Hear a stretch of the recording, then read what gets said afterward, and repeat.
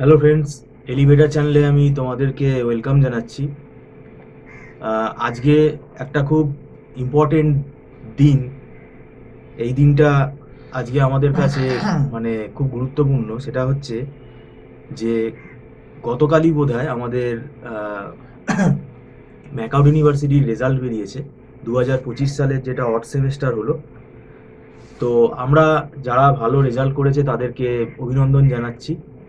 এবং আরেকটা নতুন দিক আমরা দেখতে পাচ্ছি, সেটা আহ, গতবারেও আমরা দেখেছি যে নাম্বার খুব কমছে স্টুডেন্টদের। এবং সেটা সব ধরনের কোর্সেই, ইউজি কোর্স, পিজি কোর্স, সব ধরনের কোর্সেই নাম্বার কমছে। এইবার এইটা নিয়ে আমরা আজকে আলোচনা করব। আমাদের মধ্যে উপস্থিত আছেন মিস্টার সৌভিক দত্ত। নমস্কার। আপনি দীর্ঘ 17-18 বছর পড়াচ্ছেন, ডাব্লিউবিটিতে আপনি নিজেও পড়িয়েছেন বহুকাল আগে। এখন এই যে একটা নাম্বার কমা ট্রেন্ড শুরু হলো ডাব্লিউবিটিতে বা ম্যাকআউটে, এখন আপনার কি মনে হয় এটা কি মানে কেন নাম্বারটা কমছে? এটা আপনি যদি একটু অ্যানালিসিস করেন।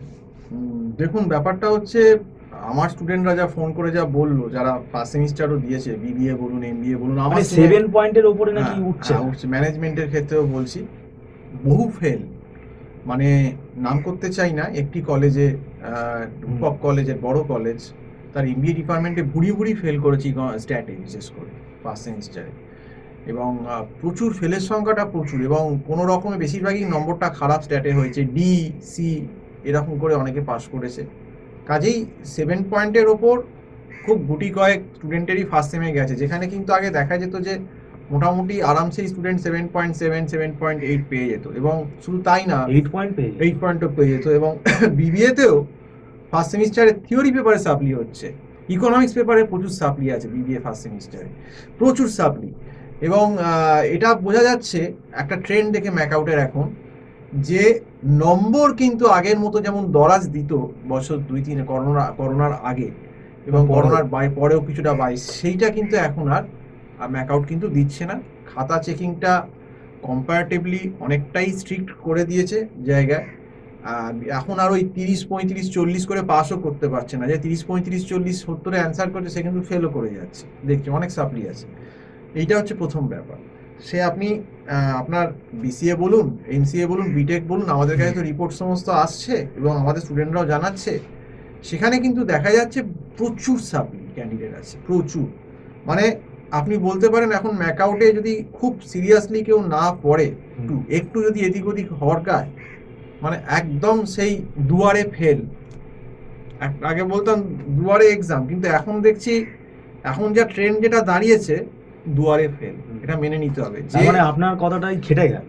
মানে ক্যাজুয়াল ভাবে যারা ম্যাকআউটে পড়ছে, কারণ একদম। এর প্রমাণ হচ্ছে পরীক্ষার 1 মাস আগে, 15 দিন আগে আমাদেরকে ফোন করে বলছে সে তো সিলেবাসই জানে না। না, এই ধরনের স্টুডেন্টের মানে সংখ্যাটা খুব বেড়ে বেশি গেছে বলে এবং মনে হচ্ছে। প্রচুর ফেল হয়েছে। এবং বললাম তো, একটি নামী গ্রুপের, যেহেতু ভিডিও বলে এক্ষুনি বলতে পারছি না, হয়তো তারা কিছু চ্যালেঞ্জ করে দেবেন যে এরকম বলছেন, বদনাম করছেন, কিন্তু একটি বড় গ্রুপ ইনস্টিটিউশনের একটি কলেজের, একটা কলেজে র্যান্ডাম সাপ্লি পেয়েছে। এবং অনেক জায়গায় শুনেছি আমি যে রেজাল্টও ইনকমপ্লিট, হোল্ডে আছে, এরকম বহু হয়েছে ইনকমপ্লিট। তো তার সেটা মানে কি কি এখন কারণে, অ্যান্সার খুব টু দি পয়েন্ট লিখতে হবে, একদম উল্টো পাল্টা লেখা হবে। যাবে না।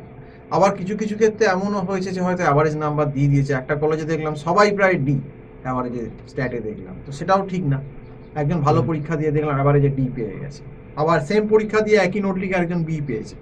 তো কিছু কিছু ক্ষেত্রে, সব ক্ষেত্রে নয়, কিছু কিছু ক্ষেত্রে খাতা দেখারও হয়তো একটু এদিক ওদিক হয়েছে, কিন্তু এটা সব ক্ষেত্রে প্রযোজ্য নয়। কিন্তু ওভারঅল যদি আপনি ম্যাকআউটের রেজাল্টের এটা দেখেন, এবারে আপনার অড সেমিস্টারে যেটা হলো, পরীক্ষাটা হয়ে গেল এবং রেজাল্ট বেরোলো, এবারে তাতে একটা জিনিস খুব স্পষ্ট, ম্যাকআউটে আর আগের মতো এত সহজে নম্বর তোলা যাবে না, ভালো নম্বর। ও আমি পাস এবং করে আমি যাব। পাস করে যাবো, সেটা হবে না, নম্বর ভালো উঠবে না। কারণ আগে স্টুডেন্টরা ইজিলি 7 পয়েন্ট চোখ বন্ধ করে পেত, এখন অনেকেই 6 পয়েন্ট, 6.1, একটাতে সাপ্লি, দুটোতে সাপ্লি হয়ে গেল, এরকম হচ্ছে। তাহলে এটা তো বার্ডেন হবে। বাড়েন হয়ে যাচ্ছে।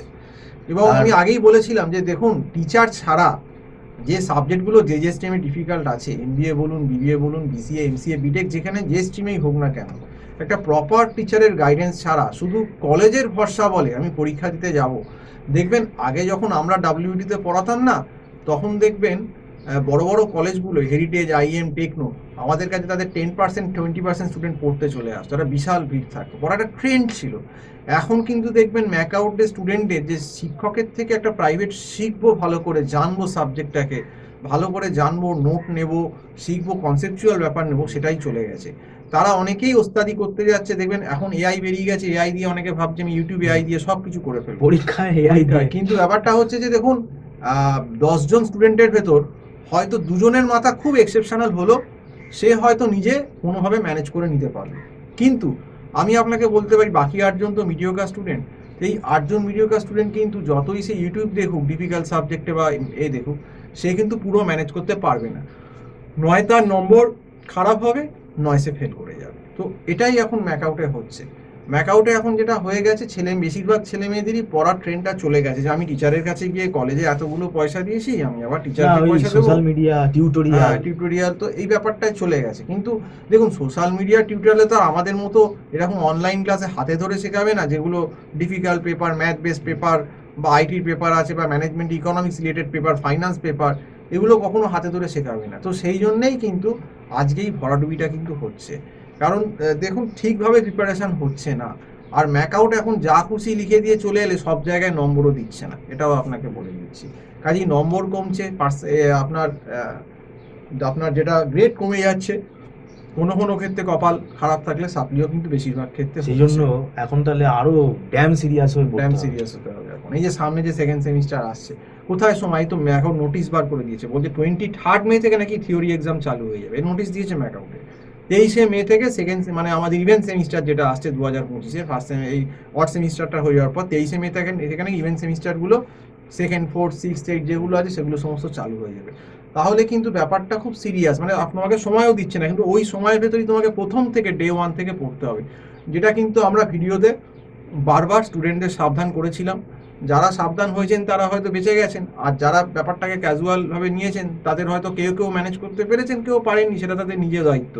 আমরা টিচার, আমাদের কথা বলা দায়িত্ব। এবার সেটা যে কেউ, আমাদের কমেন্ট বক্সের বাক স্বাধীনতা আছে, আমাদের ভারতবর্ষ গণতান্ত্রিক দেশ, কেউ আমাদের ট্রোলও করতে পারে যে পয়সার জন্য বলছেন, অমুক করছেন, কিন্তু সত্যিটা সত্যি, সত্যি কখনো এরকমভাবে চাপা দেওয়া যায় না। তুমি আমাকে ট্রোল করতে পারো, তুমি কমেন্ট বক্সে গালাগাল দিতে পারো, ইউনিভার্সিটি গালাগাল দিতে পারো, কিন্তু সত্যি কখনো, অথচ দেখুন আমাদের তো অনেক স্টুডেন্ট পড়েছে, আমার একজন স্টুডেন্ট কালকেই বললো 7.85 পেয়েছে, তো সে তাহলে কি করে পেলো? সে কিন্তু স্ট্যাটে ই পেয়েছে, হ্যাঁ, আবার ইকোনমিক্সে মোটামুটি বি পেয়েছে, অনেকেই আছে 7.12 পেয়েছে আরেকটি। তাহলে আমার স্টুডেন্ট যারা আমাদের কাছে পড়ছে, কিন্তু তারা কিন্তু চট করে কেউ সাপ্লি কিন্তু চট করে কেউ পাচ্ছে না, এবং মোটামুটি কিন্তু একটা স্ট্যান্ডার্ড নম্বর পাচ্ছে অন্তত। তো তাহলে ব্যাপারটা নিশ্চয়ই একটা গাইডেন্সের কোথাও দরকার আছে। সব কিছু কিন্তু নিজে হয় না, কলেজ থেকেও হয় না, খুব এক্সেপশনাল স্টুডেন্ট ছাড়া। তো এইবার কে কোথায় পড়বে সেটা তার ব্যক্তিগত ব্যাপার, আমাদের কাছেই যে পড়তে হবে সেরকম ব্যাপার না। যদি তার কোনো জানাশোনা থাকে, সে অন্য কোনো প্রফেশনাল লোকের থেকেও নিশ্চয়ই গাইডেন্স নিতে পারে। কিন্তু ব্যাপারটা হচ্ছে যে পড়াটা হচ্ছে জরুরি, যার কাছেই পড়ুক না কেন, সেই পড়াটাই কিন্তু ম্যাক্সিমাম ক্ষেত্রে গাইডেন্সটা নিচ্ছে না, এবং সেটা নিচ্ছে না। আপনাকে একটু ইন্টারাপ্ট করছি, যেমন ম্যাথ বেস যে পেপারগুলো, আপনাদের লাইনে ওআর আছে, স্ট্যাট আছে, আমাদের লাইনে যেমন ডিসক্রিট ম্যাথস আছে, অটোমাটা আছে, অ্যালগোরিদম বেস পেপারগুলো, এগুলো তো স্টুডেন্ট নিজে বানিয়ে লিখতে পারবে না। এবার এই অ্যান্সার, এই খাতা যখন এবার এক্সটার্নাল দেখছে ইউনিভার্সিটির লোকজন, তো আমার এখন যেটা মনে হচ্ছে এটা খুব অ্যালার্মিং। মানে সিরিয়াসলি যদি কেউ লিখে না আসতে পারে, না মানে একদম নাম্বার কেটেই দিচ্ছে, মনে হয় কেটে দেবে। ওই জন্যই নম্বরটা কমছে। আগে যেমন শুনতাম যে সবাই 7.5 7 পয়েন্টের ওপর পাচ্ছে, সেই ব্যাপারটা কিন্তু এখন আর হচ্ছে না। সি, ডি, বি, মানে গ্রেড কমে যাচ্ছে, মানে খাতা চেপে দেখছে। এবং যদি সেরকম একটু খারাপ পরীক্ষা হয়, সঙ্গে সঙ্গে এফ এসে গেল, ফেল হয়ে গেল, সে তো সাপ লিখে হয়ে গেল, একটা তো ঝুলে গেল পুরো। সে এরকম অনেকেই ঝুলেছে। এবারে আপনার ফার্স্ট সেম থেকে শুরু করে ফার্স্ট, থার্ড, ফিফথ, আপনার অনেকেই ঝুলেছে। এবং এটা হলে আমাদের ইউনিভার্সিটি, এটা আমি তো একটা ভালো দিক হিসেবেই দেখছি। একটা কর্পোরেটে কিন্তু মানে যারা এইচআর আছেন তারা কিন্তু বুঝবে যে না, ম্যাকআউট থেকে পাস করে এসছে মানে এখানে কিন্তু খুব স্ট্রিক্ট খাতা দেখা হয়, তাহলে এটা একটা কিন্তু গুড ইমেজ বলে তৈরি হবে বলে আপনার কি মনে হয়? একদম সঠিক। তো যাই হোক, আজকে আমি এই অবধি বলেই শেষ করছি। তোমাদেরকে আবারও বলছি, সেকেন্ড সেমে যারা সেকেন্ড, ফোর্থ, 6 বা 8 সেম ইভেন্ট সেমিস্টার যারা দিচ্ছ, তাদের হাতে কিন্তু সময় নেই। আবারও বলছি, সময় থাকতে কিন্তু ব্যবস্থা করো। আজ এই অবধি বলেই শেষ করছি।